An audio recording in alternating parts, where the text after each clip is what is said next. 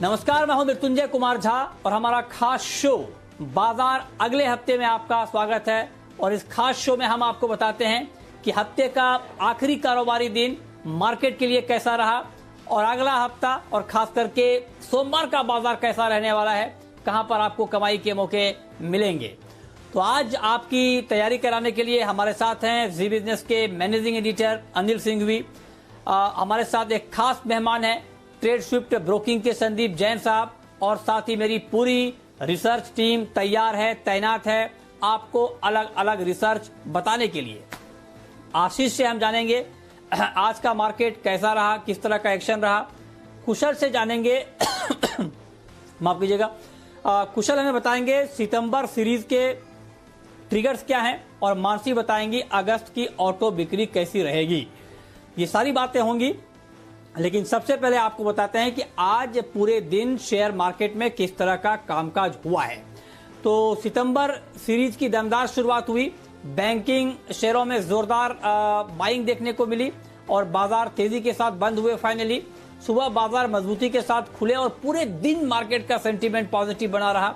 अंत में सेंसेक्स 354 अंक और निफ्टी 88 अंक चढ़कर बंद हुए। बीएसई मिड कैप इंडेक्स आधा % चढ़ा, हालांकि आज स्मॉल कैप इंडेक्स 1/4% लुढ़क गया और सबसे ज्यादा बैंक निफ्टी 923 अंक चढ़कर बंद हुआ। और अब आपको बताते हैं कि शुक्रवार के मार्केट में विदेशी निवेशकों ने और घरेलू निवेशकों ने कितनी खरीदारी या बिकवाली की है। तो एफआईआईज ने कैश मार्केट में करीब करीब 1004 करोड़ रुपए की खरीदारी की है, वहीं डीआईआईज ने करीब करीब 544 करोड़ रुपए की बिकवाली की है।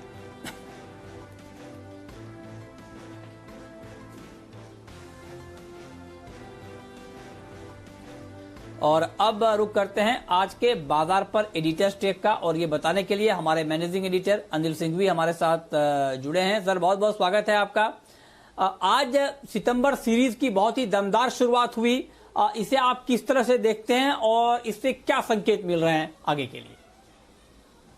जैसे अगस्त की सीरीज थी वैसी ही दमदार शुरुआत सितंबर की सीरीज की होती दिखी और पहले ही दिन बाजार ने रिकॉर्ड तोड़ तेजी बनाई। जी हां, रिकॉर्ड तोड़ इसलिए कि बैंक निफ्टी 900 अंकों से ज्यादा मजबूती के साथ 24,500 के नजदीक जाकर बंद हुआ। वहीं निफ्टी भी 11,650 के बेहद करीब तेजी के साथ बंद हुआ। 23 मार्च से जो तेजी शुरू हुई है निचले स्तरों से, वो अब तक के सबसे उच्चतम स्तरों पर पहुंची है। और अगर अगस्त महीने का आखिरी दिन और सितंबर की सीरीज की शुरुआत का पहला दिन बाजार में जबरदस्त दिखा। आज मिड कैप और स्मॉल कैप शेयरों में एक्शन थोड़ा सुस्ती भरा था, लेकिन दिग्गज शेयरों ने कमान संभाली और बैंकिंग शेयरों के नेतृत्व में और बैंक्स में भी आज सरकारी बैंक ये जमकर दौड़े। यहां पर दमदार खरीदारी होती हुई दिखी और बेहद जबरदस्त वॉल्यूम के साथ यहां पर बाजारों में तेजी बनी। एक और ग्लोबल मार्केट्स मजबूत थे, वहां से सहारा मिला। एफआईज की खरीदारी लगातार होती दिख रही है और जो रोल ओवर्स हुए हैं, और स्पेशली एफआईज के rollovers net long 75% index futures में एफआईज ने किए, जो कि पिछली कई सीरीज के हाईएस्ट लेवल पर, और इससे बाजारों में जोश आता हुआ नजर आया। तो एक बेहतरीन शुरुआत सितंबर की सीरीज की, और सितंबर की सीरीज जानी मानी जाती है बड़े मूव्स के लिए, और उसके संकेत आज पहले ही दिन आपको देखने को मिले। तो बहुत ही शानदार ट्रेडिंग सेशन भारतीय बाजारों के लिए। तो बहुत बेहतरीन कारोबारी सत्र रहा मार्केट में। लेकिन आज अब हम आपको ये बताने वाले हैं कि आज के इस शानदार सत्र में कौन कौन से ऐसे सेक्टर रहे जिनकी भूमिका काफी शानदार रही। ये डिटेल बताने के लिए, समझाने के लिए हमारे सहयोगी आशीष चतुर्वेदी इस वक्त हमारे साथ जुड़ रहे हैं। बताइए आशीष। देखिए, हफ्ते के आखिरी कारोबारी दिन बाजार में शानदार क्लोजिंग देखने को मिली। निफ्टी को अगर आप देखें तो पिछले 5 सत्रों से कंटिन्यूस हायर हाइज आपको देखने को मिल रहे हैं, और निफ्टी बैंक के आउट परफॉर्मेंस की चर्चा हम लगातार कर रहे हैं। और निफ्टी बैंक का आज आउट परफॉर्मेंस देखिए, बढ़िया एक शॉर्ट कवरिंग की रैली के चलते एक शानदार मूव देखने को मिला, और अक्रॉस द सेक्टर अगर आप देखें तो वहां पर तेजी देखने को मिली। लेकिन स्टॉक स्पेसिफिक एक्शन की बात करें तो भरपूर था बाजार में, और सबसे पहले वो स्टॉक्स पर फोकस कर लेते हैं जो हमने आपको जी बिजनेस पर बताए थे, और वहां पर बेहतर प्रदर्शन देखने को मिला। एक्सिस बैंक देखिए, बैंकिंग स्टॉक्स में काफी ज्यादा एक्शन देखने को मिला था। सुमित जी ने आपको स्टॉक बताया और यहाँ पर शानदार तेजी देखने को मिल रही। जैन साहब के जेम्स में महिंद्रा ईपीसी यहाँ पर देखिए दिन के दौरान काफी बढ़िया मूव देखने को मिला। यूपीएल पर देखिए 3 गेस्ट जो है हमारे, वहां पर इनकी राय आती हुई दिखी।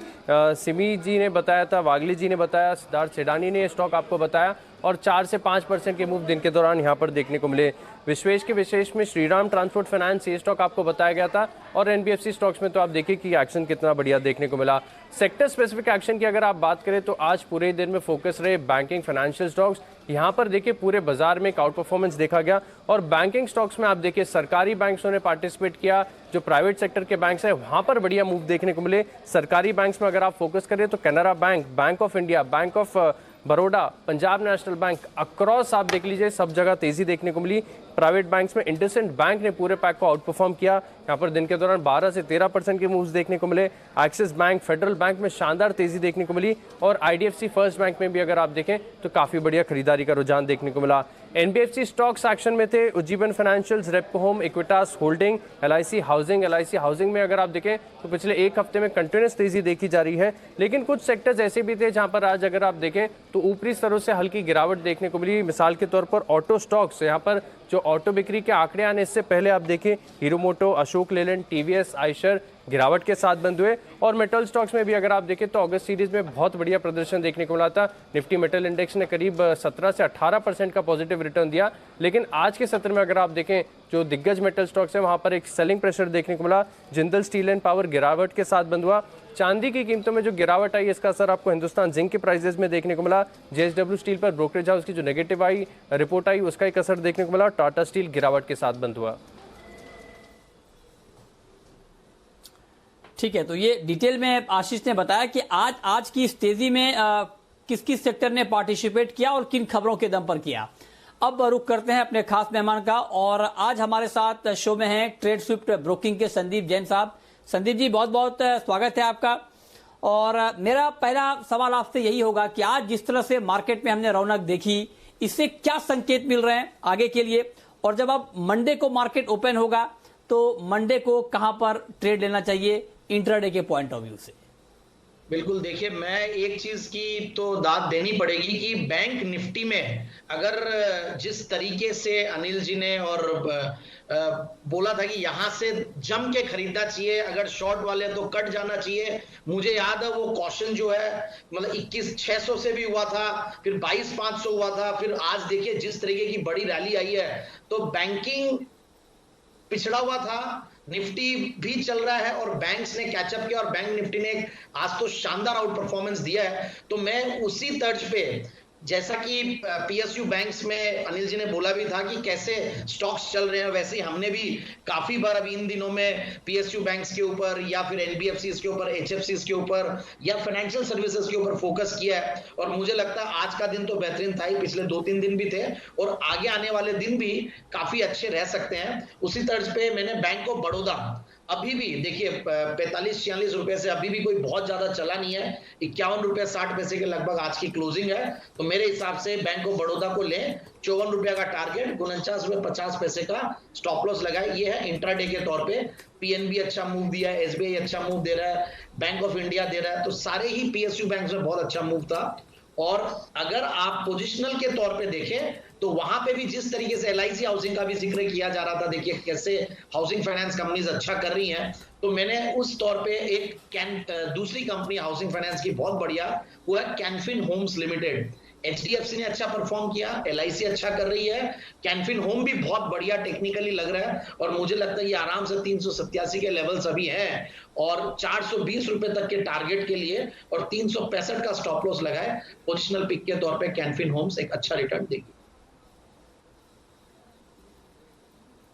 तो ये दो ट्रेड आपके लिए आ चुके हैं। एक तो मंडे को जब मार्केट ओपन होगा तब आपको कहां पर ट्रेड लेना है, सिर्फ मंडे के लिए, और मंडे को अगर आप आगे के लिए ट्रेड लेना चाहते हैं पोजिशनल पॉइंट ऑफ व्यू से, तब आपको कहां पर ट्रेड लेना है। ये दो ट्रेड आपको संदीप जी ने अभी बता दिए हैं। आगे हम आपको और भी ट्रेड बताएंगे, इन्वेस्टमेंट के पिक बताएंगे। लेकिन अब रुक करते हैं एक और महत्वपूर्ण खबर का। खबर यह है कि अगस्त में ऑटो कंपनियों की बिक्री कैसी रह सकती है, इसको लेकर क्या अनुमान अब लगाए जा रहे हैं, ये डिटेल में समझाने के लिए, बताने के लिए मानसी हमारे साथ जुड़ रही हैं। बताइए मानसी। जी बिल्कुल, अगस्त महीने की ऑटो बिक्री के आंकड़ों की अगर बात करें तो मारुति सुजुकी और महिंद्रा एंड महिंद्रा में अच्छी रिकवरी आने के संकेत मिलते हुए देखने को मिल रहे हैं। टू व्हीलर के मुकाबले पैसेंजर व्हीकल सेगमेंट में बेहतर रिकवरी की उम्मीद है। वहीं छोटे बेस के चलते पैसेंजर व्हीकल सेगमेंट में रिटेल बिक्री प्री कोविड स्तर पर होगी। त्योहारी मांग के चलते डीलर्स इन्वेंट्री खड़ी कर रहे हैं, तो नए ट्रक की मांग में कमजोरी से कमर्शियल व्हीकल रिकवरी में देरी की भी आशंका जताई जा रही है। शहरों के मुकाबले ग्रामीण मांग ज्यादा मजबूत रहती हुई दिखेगी और सितंबर में भी ग्रामीण मांग मजबूत रहने के ही संकेत यहां पर आते हुए देखने को मिल रहे हैं। अगस्त में पैसेंजर व्हीकल बिक्री की अगर बात करें, मारुति सुजुकी की बिक्री में 22% का इजाफा होने का अनुमान है। वहीं महिंद्रा एंड महिंद्रा की बिक्री में करीब 15% की गिरावट देखने को मिल सकती है। टू व्हीलर बिक्री की अगर बात करें, हीरो मोटोकॉर्प में करीब 8.6% का इजाफा हो सकता है। वहीं आइशर मोटर्स में करीब 0.2% का इजाफा हो सकता है। 53,000 यूनिट की बिक्री के अनुमान यहां पर मिलते हुए दिख रहे हैं। टीवीएस मोटर की बिक्री नेगेटिव 1.5% यानी कि गिरावट आती हुई दिख सकती है। बजाज ऑटो की बिक्री में 9.3% की गिरावट के संकेत हैं। और अगस्त में कमर्शियल व्हीकल बिक्री की अनुमान की अगर बात करें तो अशोक लेलैंड की बिक्री में 34% की गिरावट देखने को मिल सकती है और आइशर मोटर्स की बिक्री में करीब 23% की गिरावट का अनुमान है। अब जो ये ऑटो बिक्री के आंकड़ों का अनुमान अभी मानसी ने बताया है संदीप जी, इस अनुमान को देखने के बाद आपका नया अनुमान अब क्या है ऑटो सेक्टर के ऊपर? नहीं देखिए, काफी दिनों से अगर इसी शो में मैंने टू व्हीलर्स को लेकर और बेस लेवल की जो फोर व्हीलर व्हीकल्स है, जो मारुति उसमें अग्रणी कंपनी है, इनके बारे में काफी बार मैंने बुलिशनेस जताई थी और जबरदस्त performance hero MotoCorp, Bajaj auto, Maruti ऐसा परफॉर्मेंस देंगे stock market point of view से, और जो रिकवरी आई है और अब तो कह रहे हैं कि प्री कोविड लेवल्स पे पैसेंजर व्हीकल्स में ज्यादा रिकवरी देखने को मिल सकते हैं। रीजन बीइंग देखिए, एक सोशल डिस्टेंसिंग का और प्राइवेट व्हीकल ओनरशिप का बहुत बड़ा एक ट्रेंड चल चुका है, तो बाइक्स में तो अच्छा रुझान है ही है और रूरल डिमांड बहुत अच्छी है मॉनसून अच्छे होने से, और जो भी फसल अगर अच्छी होती है तो और भी इनकम बढ़ेगी। एमएसपी सरकार बढ़ा रही है, तो मुझे लगता है इन सब का बहुत बड़ा बेनिफिशियरी टू व्हीलर सेगमेंट तो रहेगा ही। सो हीरो मोटोकॉर्प, बजाज ऑटो, ये लोग नंबर्स ठीक ठाक देंगे और कमर्शियल व्हीकल्स में थोड़ा टाइम लगेगा, बट फिर भी मैं कहूंगा कि ऑटो इंसिलरीज पे भी ध्यान दे सकते हैं जो कमर्शियल व्हीकल्स को और टू व्हीलर्स को इनको कैटर करती है। But Maruti, hero MotoCorp and Bajaj auto, ये तीन मेरी टॉपिक्स रहेगी इन पूरे सेगमेंट।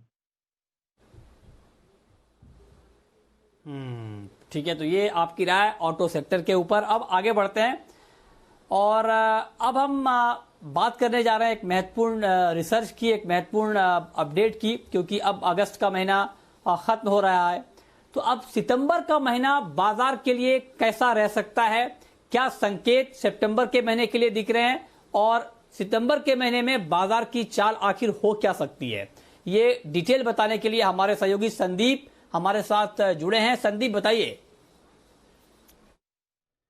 देखिए, 5 साल के अगर आप हिस्टोरिकल डेटा की बात करें तो आज की जो दमदार शुरुआत हुई है उसके विपरीत आंकड़े थोड़ा हमें बता रहे हैं। सभी इंडेक्स अगर आप देखें तो उनका 5 साल का जो औसतन रिटर्न आप देखेंगे वो आपको नेगेटिव रिटर्न आएगा, यानी कि कोई भी ऐसा मेजर इंडेक्स नहीं है जिसने पिछले 5 साल में जो औसतन रिटर्न है वो पॉजिटिव साइड पे डिलीवर किए हों।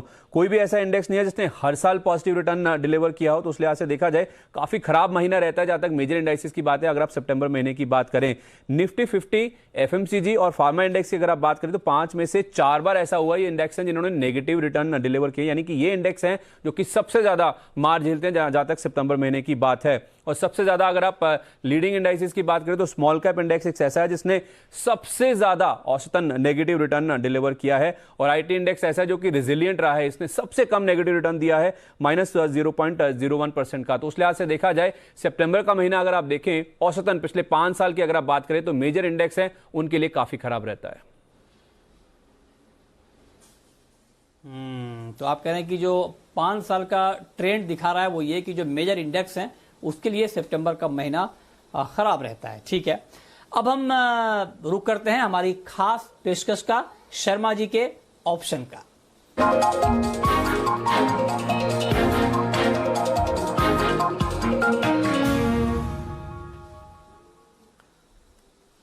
और ऑप्शन का ये ट्रेड बताने के लिए हमारे साथ वीके शर्मा जी जुड़ चुके हैं एचडीएफसी सिक्योरिटीज के।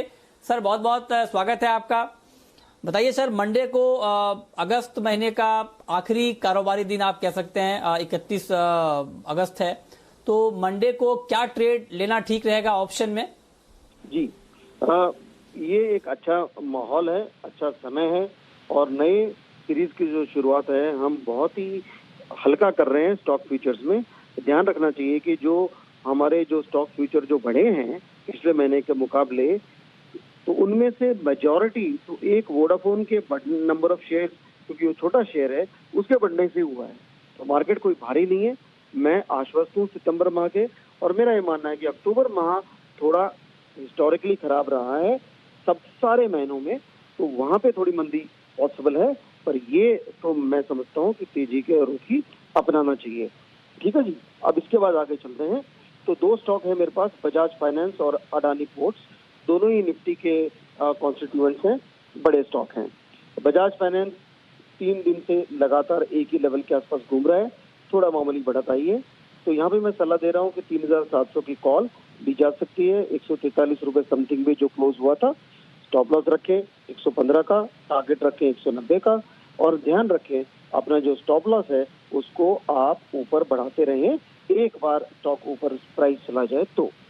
दूसरा जो स्टॉक है अडानी पोर्ट्स, वो उसकी जो 365 की कॉल है वो मैं लेने की सलाह दे रहा हूँ 135 रुपए में, सॉरी माफ कीजिए 365 की कॉल 13 रुपए 50 पैसे पे, उसका स्टॉप लॉस रखूंगा 10 रुपए और टारगेट रखूंगा 19। तो बहुत ही अच्छा सप्ताह आपका बीते, मंथ एंड अच्छा हो, वीकेंड अच्छा हो, इन्हीं सब शुभकामनाओं के साथ जय हिंद। और अब वक्त है ये जानने का कि मंडे के लिए आपकी स्ट्रेटजी बाजार में क्या होनी चाहिए, और ये बताने के लिए जी बिजनेस के मैनेजिंग एडिटर अनिल सिंघवी हमारे साथ जुड़े हुए हैं। सर, सितंबर सीरीज की दमदार शुरुआत हुई है, ओपनिंग बहुत शानदार हुई है, धमाकेदार हुई है। 2 दिन की छुट्टी के बाद जब मंडे को मार्केट खुलेंगे तो क्या स्ट्रेटजी बाजार में होनी चाहिए, क्या अहम लेवल्स होंगे? अगले हफ्ते भारतीय बाजारों में एक्शन और बढ़ने की पूरी तैयारी, और बाजार की रेंज धीमे धीमे ऊपर की तरफ शिफ्ट होती हुई दिख रही है। अब निफ्टी 11,500 11,550 के आसपास मजबूत सपोर्ट लेता हुआ दिख रहा है, और 11,425 11,475 स्ट्रॉन्ग बाय जोन बन के सामने नजर आ रहा है। ऊपरी स्तरों पर 11,775 11,850 की रेंज में जाने की तैयारी निफ्टी की हो सकती है, बशर्ते कि ग्लोबल मार्केट से सपोर्ट अच्छा आता हुआ दिखे। बैंक निफ्टी का जहां तक सवाल है, जो बड़ा उछाल 24,000 के ऊपर निकला है, अब बैंक निफ्टी के लिए भी नए रास्ते ऊपर के खोलते हुए नजर आ रहा है। 24,500 के आसपास अहम सपोर्ट पर बाजार बंद हुए, नीचे 24,000 और ऊपर 25,000, ये सोमवार के लिए लेवल्स होंगे 1000 पॉइंट की रेंज के, जिस पर आपको नजर रखनी है, और इनके पार निकलने पर बड़ा मूव आता हुआ दिखेगा। बाय ऑन डिप्स का मार्केट है। आज भले ही बहुत ज़्यादा एक्शन कैश मार्केट के स्टॉक्स में ना रहा हो, लेकिन एक दिनों के कंसोलिडेशन के बाद देखते हैं कि नए मार्जिनिंग सिस्टम में कैश मार्केट के स्टॉक्स पर क्या असर पड़ता है वॉल्यूम्स के लिहाज से। उसके बाद वापस वहां पर भी एक्शन बढ़ने की तैयारी हो जाएगी। तो अगले हफ्ते आपका फोकस फिर से दिग्गज शेयरों पर रहना चाहिए। 2-3 दिन दिग्गज शेयरों पर फोकस करिए, और उसके बाद ब्रॉडर मार्केट पर हम और ज़्यादा आगे व्यू बनाएंगे। लेकिन ओवरऑल ग्लोबल मार्केट्स की तेजी, एफआईएस की खरीदारी, तकनीकी तौर पर चार्ट्स मजबूत, ये सारे संकेत ऐसे हैं जिसने बाजारों में जोश भरा है और आगे भी बरकरार रखने की पूरी उम्मीद है। बहुत शुक्रिया सर आपका मंडे के लिए ये रणनीति बताने के लिए। अब संदीप जी, मेरा आपसे एक महत्वपूर्ण सवाल ये होगा कि जब मार्केट अब एक्शन के मूड में आ ही चुका है, तो इन्वेस्टमेंट भी अब बढ़ाया जाना चाहिए। जैसा कि मैं आप लोगों को सुनता हूं तो आप लोगों की ये राय होती है। तो ऐसे में निवेश के लिहाज से अगले हफ्ते और खास करके मंडे को किस शेयर पर नजर रखनी चाहिए? बिल्कुल बिल्कुल, बहुत सही तरीके से आपने सवाल पूछा। देखिए, निवेश भी बढ़ाना है, और निवेश बढ़ाने का जो मार्केट में तरीका है वो है म्यूचुअल फंड्स। और म्यूचुअल फंड्स जो कंपनी लाती है उनको एएमसीज बोलते हैं, एसेट मैनेजमेंट कंपनीज, और वो है एचडीएफसी एएमसी लिमिटेड, एक बेहतरीन कंपनी, सबसे बड़ी एएमसीज में से है, और बहुत ही क्वालिटी मैनेजमेंट है, इसमें तो कोई दो राय नहीं है। एचडीएफसी की पेडिग्री है।